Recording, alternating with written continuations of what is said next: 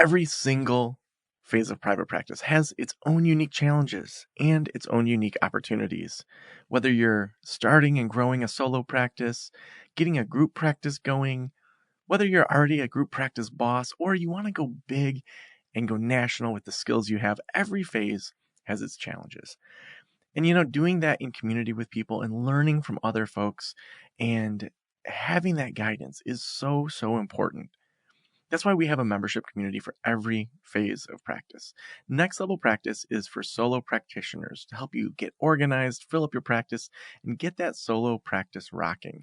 We have small groups, we have accountability partners, we have live events every single week. And also, if in the first 3 months, in the first 90 days, you're not satisfied, we have a 90-day money-back guarantee. Next, we have Group Practice Launch. Group Practice Launch is a 6-month program specifically for you to launch a group practice. We have weekly meetings with that as well as guided courses, and you get full access to Next Level Practice. And you're guaranteed to hire someone in the first 6 months, or you get to go through it again for free. Next, we have Group Practice Boss. Group Practice Boss is for people that have group practices and want to continue to grow. All those ups and downs of having a group practice, of changing that mindset, being in community with other people, and getting that support from us. We, with that as well, have weekly meetings, and you get to come to Next Level Practice events as well. So that's 8 meetings a month that you could come to live to get extra help. Also, there's a 90-day money-back guarantee. Lastly, we have Audience Building Academy.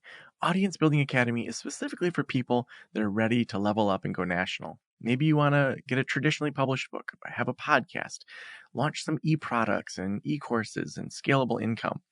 Audience Building Academy is specifically for you so that you can level up and go national. We'll walk you through exactly how you go from having a solo or a group practice to going national.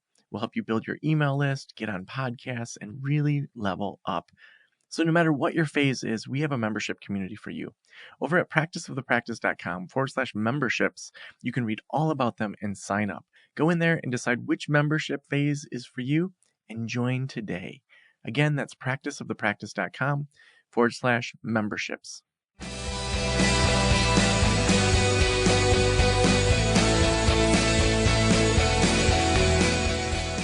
This is the Practice of the Practice podcast with Joe Sanok, session number 1153.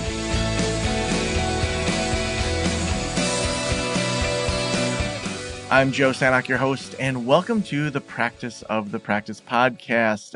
We are doing this Even Better Year series, jumping into the new year and talking about all sorts of ways that you can grow a thriving private practice that you absolutely love. Next month, we're going to be doing our marketing month, where we're interviewing all sorts of marketing folks. So make sure you stick around for that if you want to learn a thing or two about marketing. Now, the thing about this series is we're bringing together all sorts of ways that you can make this an even better year for yourself and for your practice and for your clients. And, when I was doing my counseling practice, we dipped our toes into some court mandated referrals. So there was a few different things. So some people in our area, if you're getting divorced, you had to go through either counseling or this like kind of divorce education program for kids. We also got referrals in regards to similar sorts of things, but around drug and alcohol, where people could go through these drug and alcohol programs, or they could go to counseling sessions that were approved by the courts. So we dipped our toes into that, but I really don't think we did it as well as we could have done it. And if I still had my practice, I sold that in 2019, I would definitely want to be listening to our current guest today and what he has to say about court-mandated classes and evaluations. Derek Collins is the founder and CEO of the Diversion Center, where he provides court-mandated classes and evaluation, and he helps therapists to make 6 figures and more by tapping into this untouched market. He's a certified alcohol and drug counselor, SAP evaluator, and trainer based in Atlanta, Georgia. Derek, welcome to the Practice of the Practice podcast. Hello, thank you for having me. I appreciate it, Joe. Yeah, well, I'm excited about this. I'm excited to hear your journey and to hear a little bit more about what people can take away from this. So were you always into court-mandated evaluations and trainings and all that, or was that something that kind of popped up in your career at a certain point? Well, actually, I ran into it by getting in trouble back in 2004.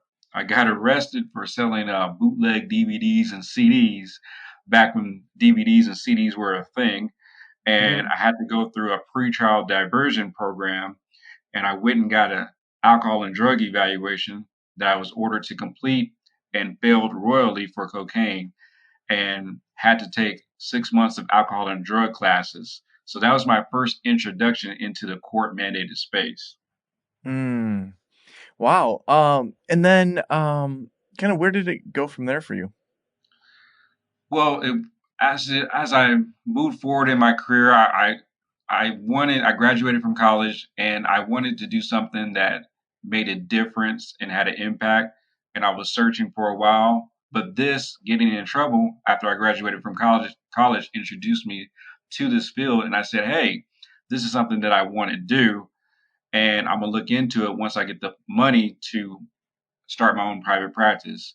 So I worked at a couple of treatment facilities, and then I worked at some DUI schools, and then eventually I decided to step out on faith and start my own thing, and that's how I got into it. Yeah, when you first started your own thing, I know for a lot of practitioners, that's something that can be hard to know what to do because we don't learn much in grad school. When you started doing your own thing, what was helpful in launching that? Man, to be honest with you, being out of work, being unemployed. It's amazing how that makes a little bit more hustle. Yes, yes, being unemployed, out of work, and having time. See, what gets a lot of people in trouble is that they don't have time to actually study and do the necessary marketing and make adjustments with their business. They're usually working a full time job and doing their private practice part time, and they're low on time. Well, because when I started, I was out of work, I was unemployed, I had plenty of time. So, but I also had a lot of pressure because it's like either make this happen or end up on the street. So I had a ton of pressure to make it happen, which was a good thing.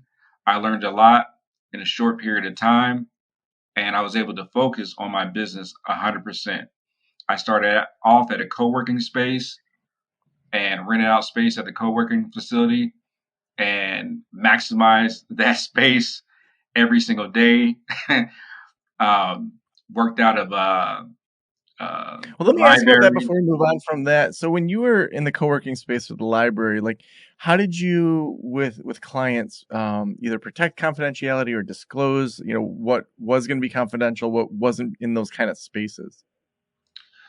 Great question. So when I first started, I only provided classes. So those were psychoeducation courses. So that did not require like any kind of, HIPAA protection or anything like that. So I first started teaching shoplifting classes, and that's all I taught.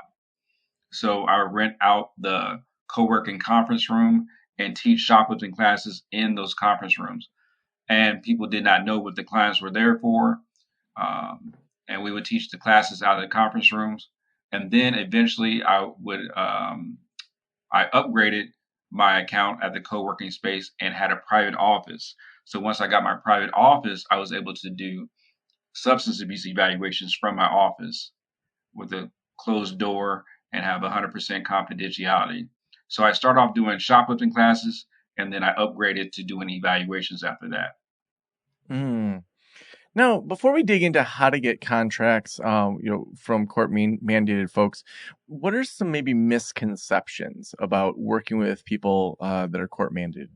One of the big misconceptions is that we go to court. And a lot of therapists are Mm. afraid. They're like, I don't want to do this because I don't want to go to court.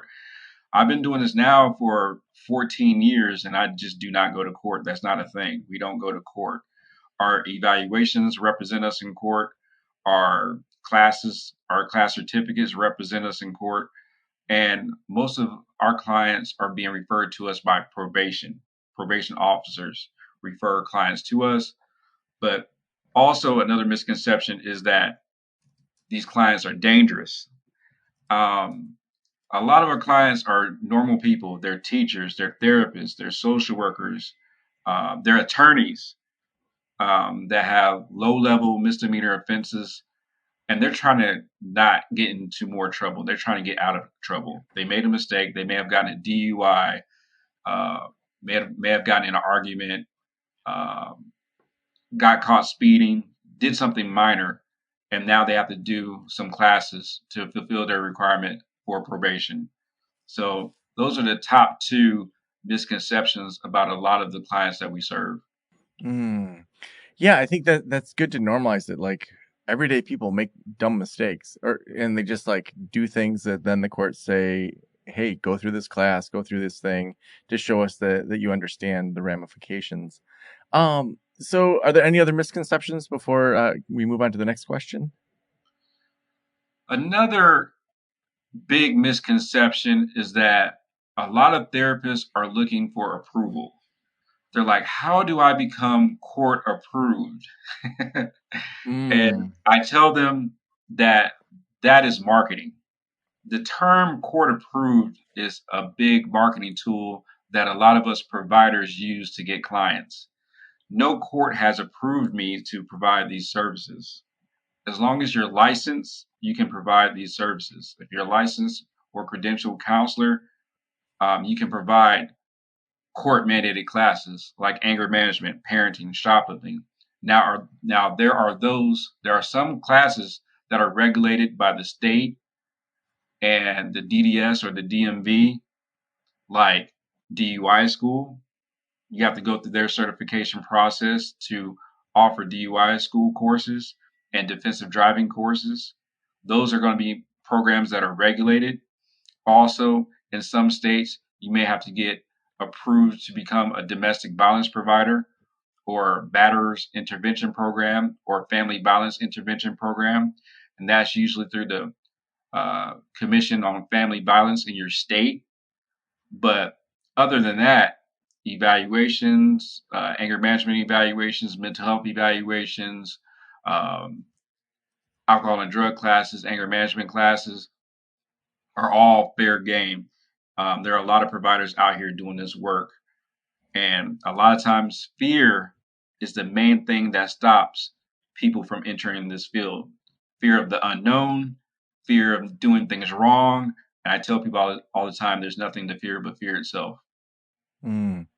Now, when you look at, so you said you don't need necessarily the approval. Are there things that take an anger management class? Um, do the courts typically say we want for us to approve that you went through this? We want to have the following things covered in that, or do they leave it up to the discretion of the therapist as to what they think, either in therapy or in a class, needs to be covered? So the court does not dictate what you do in your program, or probation does not dictate what you do in your program. But in certain states and in certain cities, there's different regulations. Like, for example, in Gwinnett County, where I have one of my offices, uh, they mandate that the clients do a 12-week anger management program, no matter what. Everyone gets 12 weeks. Also, the domestic violence program here in the state of Georgia is 24 weeks, no matter what. So, in some cases, there are certain limitations. They want you to do it uh, at a certain length, but they don't dictate what you do within your program. It is still your program. You run your program. You control your program because all of your clients are private pay, and you're not getting paid by the state or the county or the city unless you have a contract. Um, and then they can dictate what you do. But I do not have a contract with anyone, so I'm 100% independent. Mm. Have you ever had, either personally or other people you know doing these types of programs, times when someone went through, say, a shoplifting program and the court said, no, this does not count in any way? No, never. Never. So I think that's a big misconception that, I'm glad you brought that up, because that idea of having to be approved and submitted to the courts, like, my worry would be, what if this program doesn't meet what that judge wants? Are there ways that you structure your programs or structure your therapy to make sure that the courts really do see it as beneficial and meeting kind of what they've mandated that person go through? Well, the first thing you want to do is provide a good service, and word gets around fast. So your reputation needs to be protected at all times. And if you provide bad services, the probation, they're going to find out about you quick. and they're going to say, nope, we're not going to accept any certificates or any evaluations from this provider. So if you're doing good work, you'll have nothing to worry about. Reviews are important. Your reputation is definitely important. Uh, but if the clients are going to a licensed clinician or or a court mandated provider that does this work and they do good work, that certification or that certificate or that letter of completion will be approved. Mm. Now, when you're looking at maybe doing new verticals or new markets, so you started with shoplifting, some people are doing anger management, parenting. Like when you're thinking about a new area, will you walk us through the process of maybe how you first kind of test that area? Like, how do you decide on a new specialty? Like, are you talking to probation officers, or like, how are you figuring out if there's a market? How do you then kind of create the program, and then how do you market it to get new court mandated people into it? Man, now that's a really good question. The way I pursue looking for or deciding to create a new program is to identify if there's a need for it and if there's a demand for it, because you don't want to offer something that no one is looking for. So you want to provide services that are in demand, and you may look on other providers' websites to see what they're doing. There's a lot of people that look at my website to see what I'm doing. They spy on me. They say, "Hey, what are they doing at the diversion center? Let me see what kind of offerings that they're offering to potential clients." So you want to look for stuff that's in demand and not try to create new programs that no one is looking for. You can also potentially pitch judges a new program. If you have a new program that you want to provide, that is an option, um, to show that, Let hey, me ask that real quick. So how do you even get in front of a judge? I feel like judges are so hard to get in touch with. What's the secret to even getting an audience with pitching a judge on some ideas? well, to be honest, it's very simple. Just you just want to email them, say, hey, Mm. I'll get their email and schedule a meeting. Just that easy. Yeah. Because here's the Okay.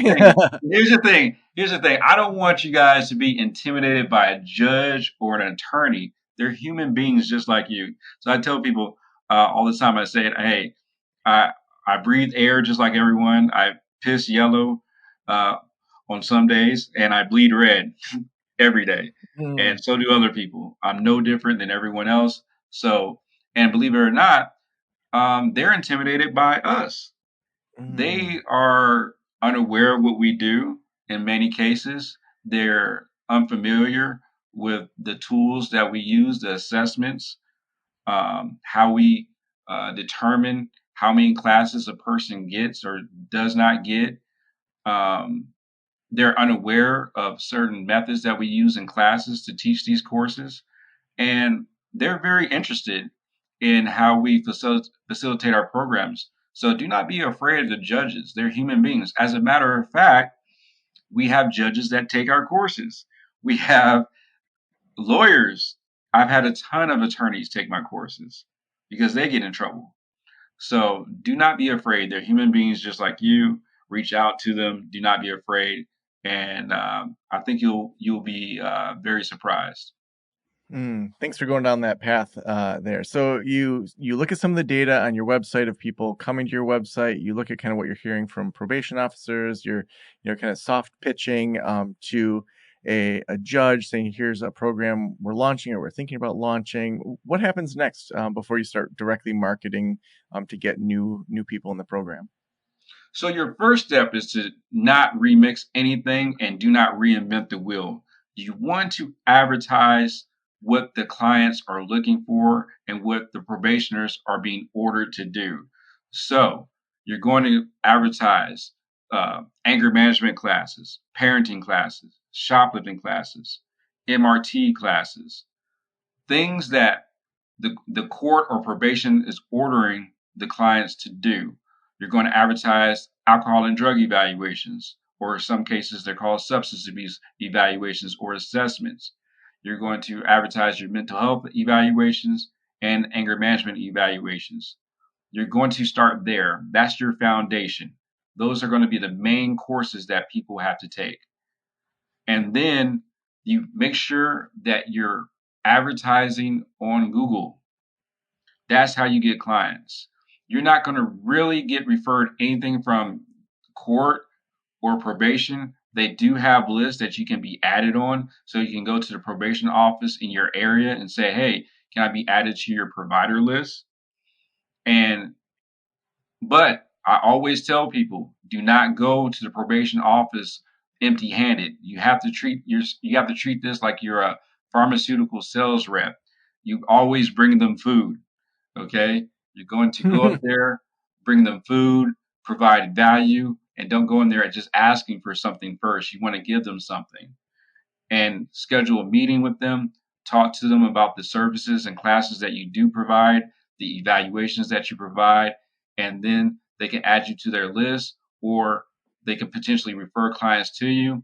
In many cases, they will tell you they're not allowed to refer clients directly to you, and that's okay. But you say, hey, can I just be added to your list? I just want to get a foot in the door. If that works out, great. But 99% of my clients find me online. Do not depend on that list. Please do not depend on the list because if you do that, you'll be broke. You have to work on your SEO. You have to pop up on the first page of Google. You also need to be found on YouTube and TikTok where your clients are. The majority of our clients are between the ages of 18 and 30. And if you want to get clients, you have to meet them whether they are, and they're on their cell phones. So when they look up anger management class near me, you need to pop up. When they look up alcohol and drug evaluation near me, you need to pop up. If they cannot find you, they cannot pay you. Mm. Yeah, I love that idea of being where they're at.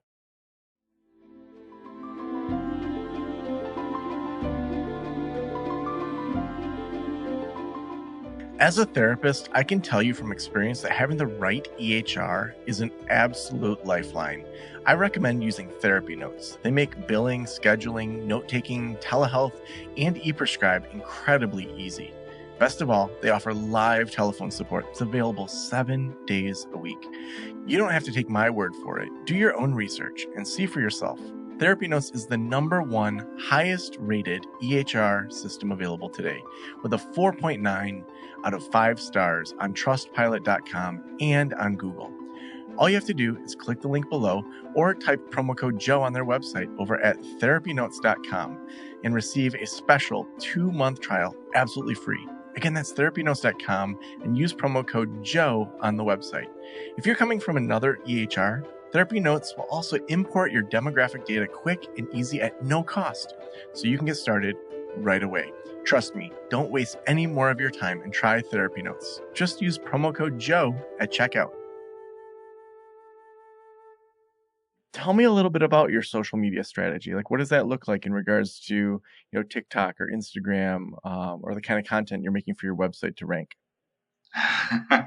Oh man, you're getting to the secrets. Okay. So one of the things that I would recommend is YouTube.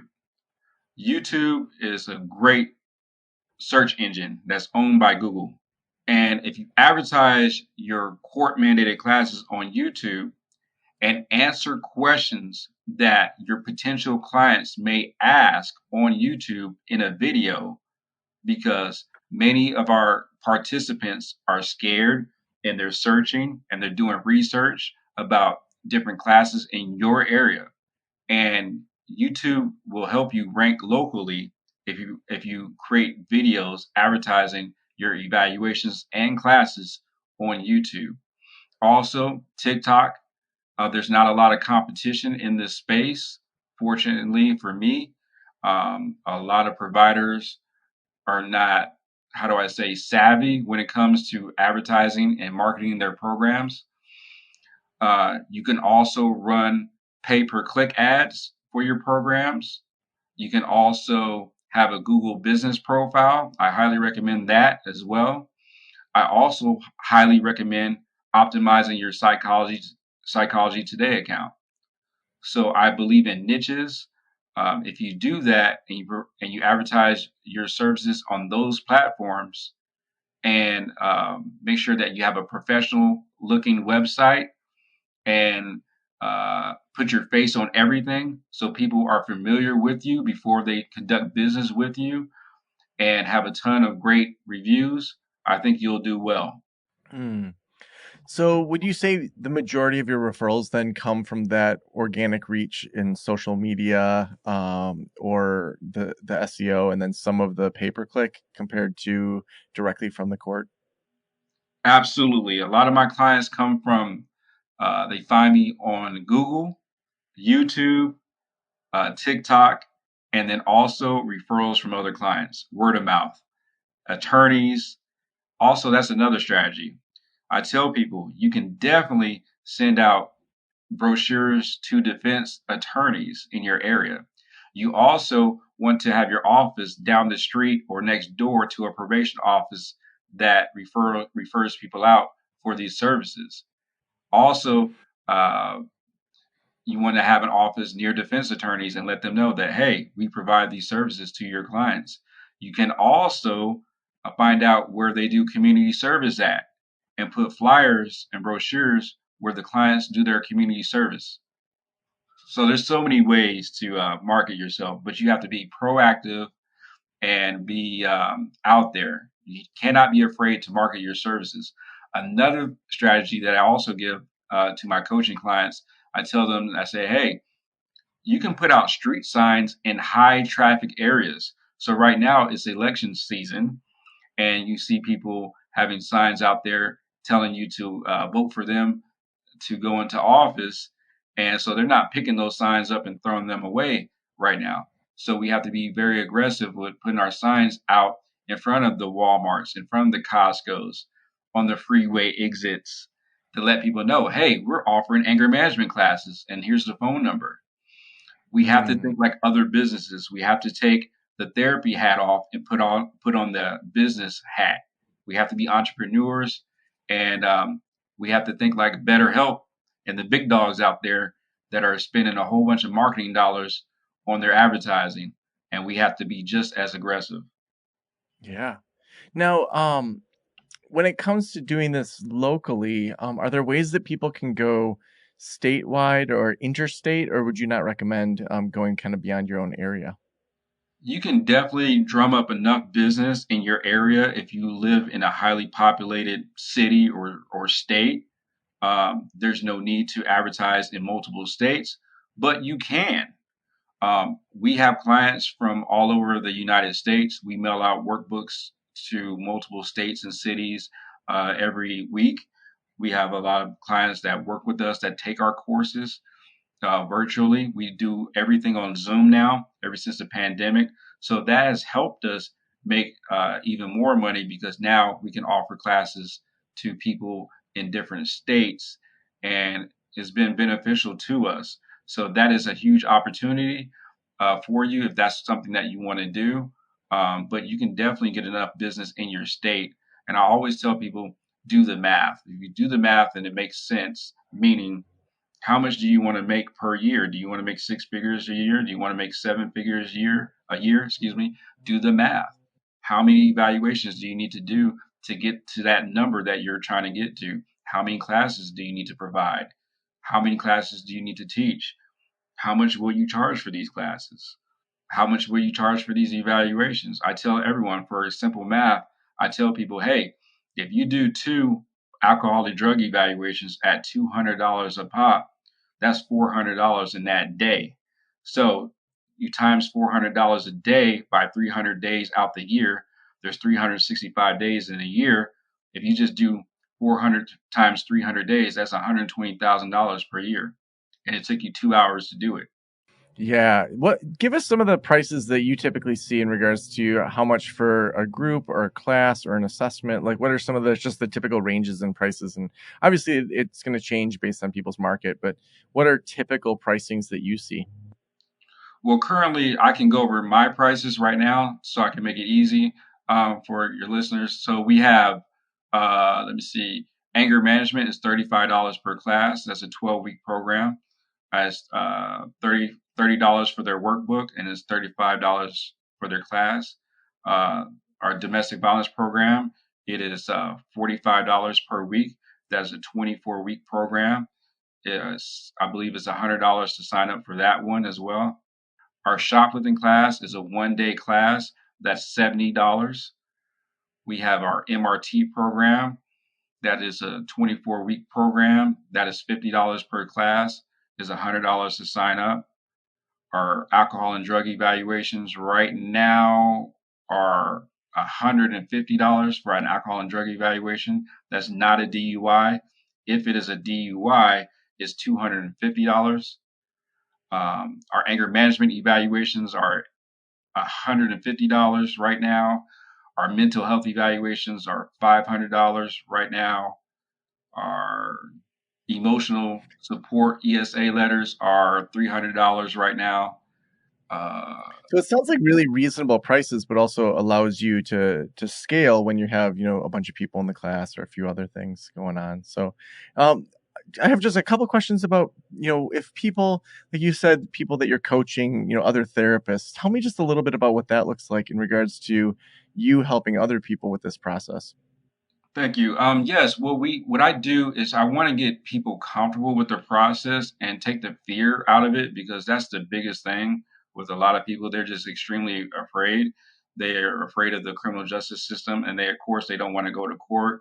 They're afraid that they're going to mess things up, and they're also afraid that there's going to be like this, I don't know, probation police that's going to come down and tell them, hey, you're not supposed to do this, and you're not approved to do this.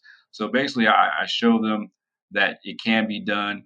I show them my process, but more importantly, I show them how to market themselves, because a lot of times we were not taught this in undergrad or grad school. So I teach them how to market themselves and basically show up on Google and be found, and also um, use strategies to be found on Psychology Today, as well as other platforms, to get clients, and also um, have some freedom, work from home, and not have to depend on insurance or writing a whole bunch of notes. I haven't written a note in about 8 or 10 years. So I just want to show people that there's flexibility, and you do not have to do what everyone is doing. You can niche up and do some things that most people are not thinking about. And this is a great opportunity for therapists to diversify their income. The last question, Derek, that I always ask is, if every private practitioner in the world were listening right now, what would you want them to know? Fear is a dream killer, and fear will keep you broke. Believe in yourself, have courage. There's people that are not as talented as you that are doing big things, and if they can do it, you can do it too. Hmm. So awesome. Derek, if people want to connect with you, if they want to get training on getting more court mandated folks, where should we send them? Where should they connect with you? They should go to thediversioncenter.com. That's THEDIVERSION center.com. They can call my team at 404-781-7468. And they can always email me directly at dcollins@thediversioncenter.com. So awesome. Well, thank you so much for being on the show today. All right. Thank you so much, Joe.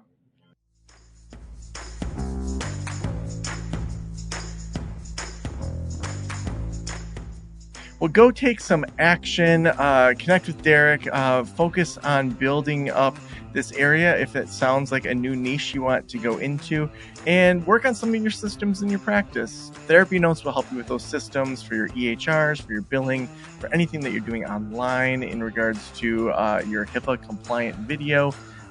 Go over to Therapy Notes. They'll help you transfer over from whatever EHR you're using. Therapynotes.com. Use promo code Joe at checkout to get a couple months for free. Thank you so much for letting me into your ears and into your brain. Have a great day. I'll talk to you soon. Special thanks to the band Silence is Sexy for that intro music, and this podcast is designed to provide accurate and authoritative information in regard to the subject matter covered. It is given with the understanding that neither the host, the producers, the publishers, or guests are rendering legal, accounting, clinical, or other professional information. If you want a professional, you should find one.